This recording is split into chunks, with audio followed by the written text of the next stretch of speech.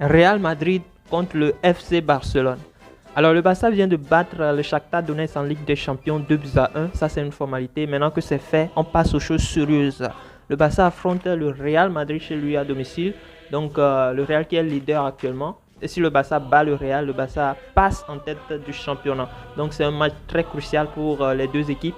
Actuellement, le Real est en forme avec un certain Bellingham qui fait un très bon début de saison, qui se prend pour Messi finalement, le Messi du Real Madrid. C'est tout à leur honneur. Et nous, au contraire, le Barça qui est en train de souffrir avec des blessés par ici et par là. Toute l'équipe est blessée, près de la moitié de l'équipe est blessée et ce sont des titulaires. Ce sont des titulaires indiscutables. Donc Xavi est obligé d'aller chercher des jeunes de la Masia pour venir combler ce vide. Alors face au Real, moi j'ai pas peur parce que même avec les petits-fils de Gundogan, par exemple, vous pouvez voir le fils de Gundogan qui est un maillot de FC Barcelone. Avec les petits-enfants de Messi là, si on les aligne samedi prochain face au Real Madrid, je suis sûr qu'on peut les mettre 5 buts à 0. Alors revenons aux choses sérieuses. Je ne sais pas comment Xavi va procéder face au Real prochainement parce que cette équipe est très dure à prendre. Actuellement, leur point fort, c'est l'attaque. Et nous, notre point fort aussi, c'est la défense. On peut le dire comme ça. Actuellement, défensivement, on est bon.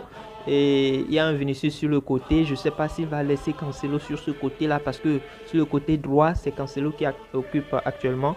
Et je ne sais pas si Xavi va changer de position. Parce que d'habitude, c'est Ronald Araujo qui est chargé de s'occuper de Vinicius. Je ne sais pas comment Xavi va faire pour régler ce problème crucial qu'il a. Mais je ne compte pas sur Cancelo à ce poste pour pouvoir arrêter Vinicius parce que c'est plus fort que lui.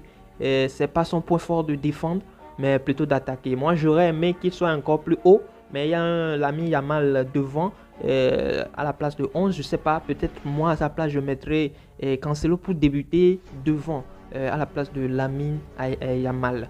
Et il serait pas mal aussi parce que c'est un joueur technique qui fait de bons centres, qui dribble et qui frappe très bien. Donc lui aussi il peut occuper cette position, pourquoi pas. Alors au milieu, actuellement c'est seulement Gundogan, l'un des titulaires qui n'est pas encore blessé. Il sera accompagné des jeunes tels que Fermin Lopez qui est aussi pas mal, qui marque des buts pas mal, mais il sera face à des mentors, des expérimentés.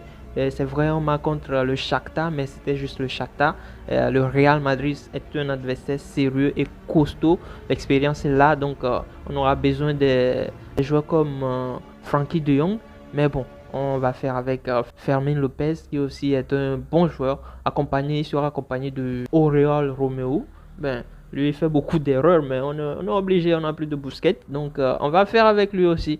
Maintenant, en attaque, c'est ça le souci. Le bon vieux Félix aussi s'est blessé face au Shakhtar. J'espère que ça va mieux maintenant. Si ça va, là, c'est tant mieux pour nous. Mais si ça va pas, on compte sur Xavi pour nous sortir encore une pépite de la Masia. Donc, en attaque, je vois Félix.